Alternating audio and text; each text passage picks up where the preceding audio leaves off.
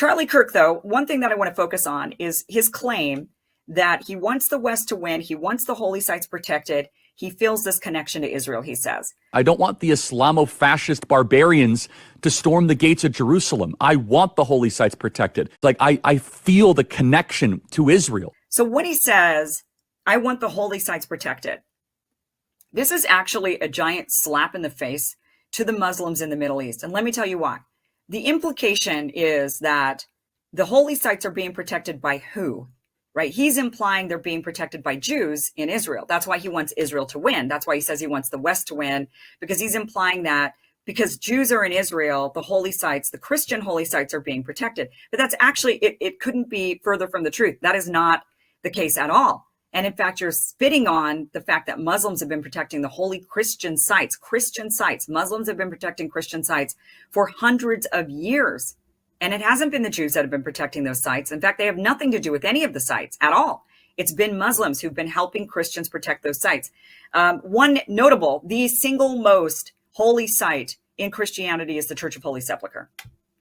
The Church of Holy Sepulchre is the most sacred place in Christianity. This is thought to be the identified as the place both of the crucifixion of Jesus Christ and the tomb of Jesus is on this site where this church was built. So this church was built where they believed Jesus was crucified and then buried, essentially. And the church has, this Church of Holy Sepulchre has long been a pilgrimage for Christians worldwide. They come and make their pilgrimage to this church. It has been considered the most sacred, holy place in Christianity. And guess who has protected this church for hundreds of years? The keys to this church have been in the hands of two Muslim families for hundreds and hundreds of years.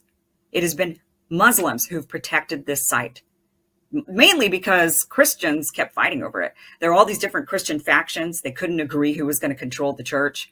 And so a Muslim king said, I got an idea.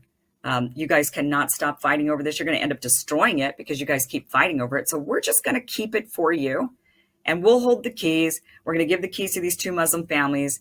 They will have a calendar. You guys have to share the church. You know, who gets this week and who gets the next week and who gets this time and that time. And these Muslim families are going to let you in, and they're going to ensure that there's peace so that this church doesn't end up getting destroyed. Now, why would the Muslim king do that?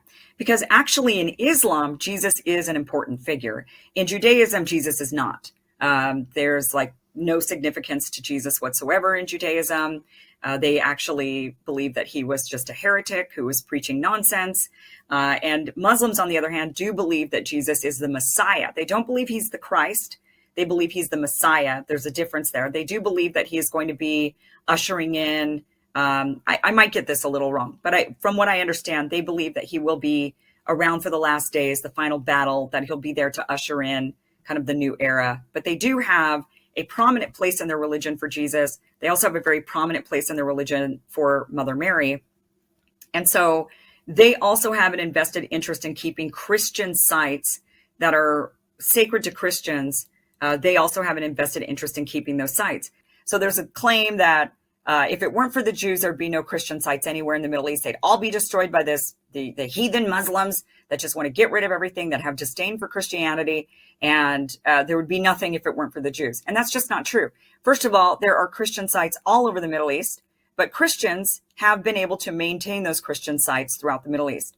How is that possible? How is it that there are Christians all throughout the Middle East? I don't know. You tell me. I mean, if you're going to believe the nonsense that the Muslims have been massacring Christians or don't allow there to be Christians, how is it possible that all of these Christian sites throughout the Middle East are actually maintained by Christians? Where are these miraculous Christians coming from? Because they've been there, they've always been there, and they're still allowed to be there, and they're still allowed to worship, and they're still allowed to have their sacred holy sites. So the vast majority of holy sites throughout the Middle East are maintained by Christians. However, Muslims do have primary custodianship over Christian holy sites, but Jews, on the other hand, in looking at the research, there are no major Christian holy sites administered or cared for by Jewish religious authorities at all. None.